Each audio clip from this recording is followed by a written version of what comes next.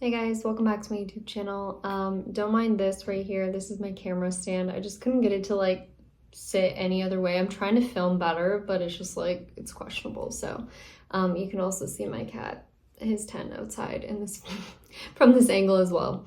So I just want to give you guys an update on the Millionaire challenge that I started, which is essentially not so much, I don't even know if I want to call it a challenge, but essentially it's like I'm choosing the term millionaire and I'm choosing to immerse myself essentially in that topic to show that you are able to manifest by immersing yourself in the new thing while also still acknowledging negative thoughts, while still allowing yourself to speak negative thoughts, while still speaking things like I'm becoming a millionaire, I'm not quite a millionaire yet, but I'm working on it, like acknowledging those things and being able to say them.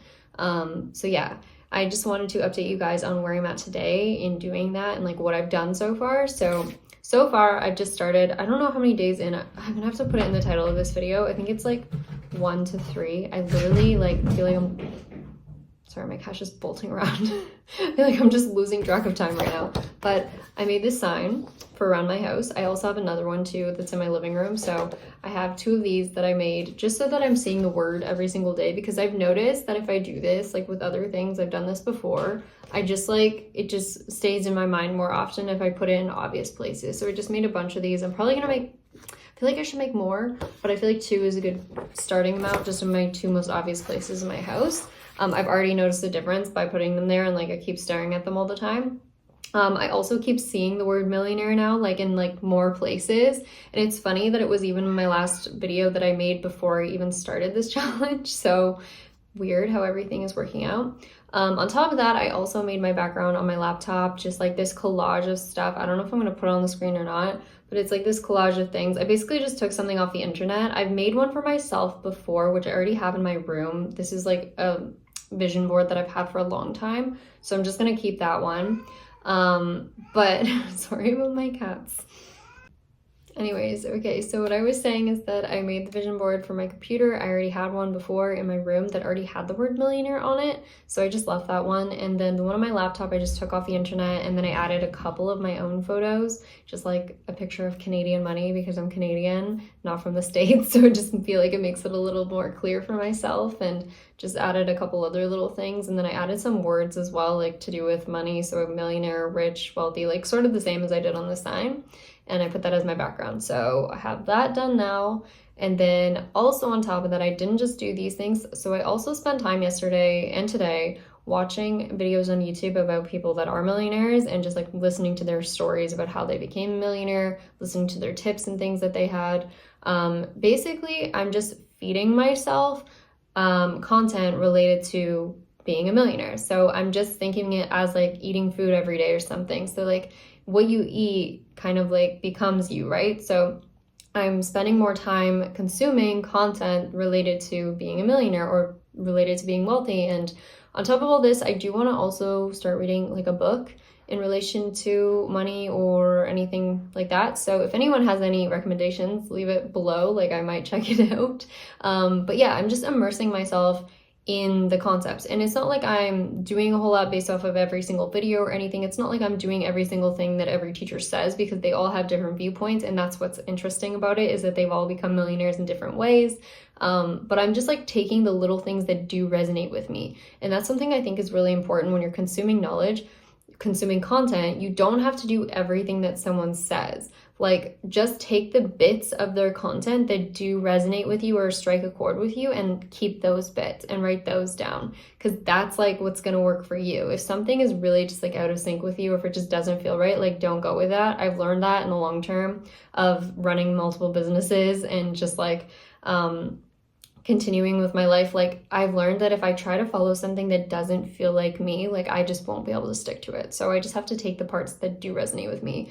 So for example, there was a video today, it's kind of funny, one of the videos that I watched, the girl and it said something that I actually disagreed with. I didn't like the way that she put it, but because of the point that I disagreed with, it gave me this idea for something to create on my own.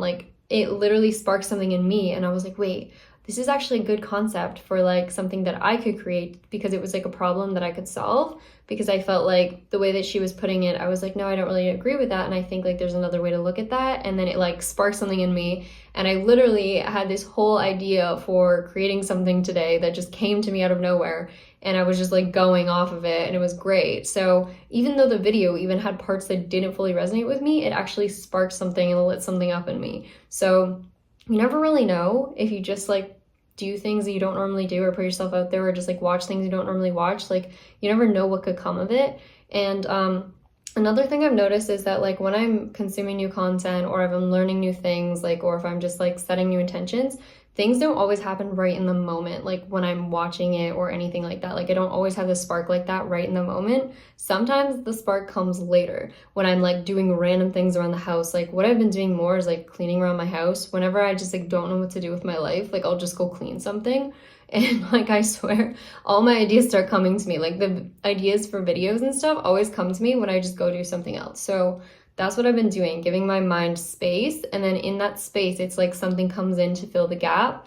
And it's usually related to the content that I was consuming that day. So anyways, I just want to share this update with you, because I feel like I'm already feeling the difference of like watching this content and consuming this content versus just like scrolling aimlessly on TikTok or something. Like is just so much more valuable, because like I'm actually feeling more like in alignment with the thing that I want to become, right? Like I feel like I'm like, even if I'm not consciously learning something from that specific video, or even if consciously like it's not something really new to me, it's like subconsciously my brain is like taking in all this stuff in relation to like the identity that I want to become.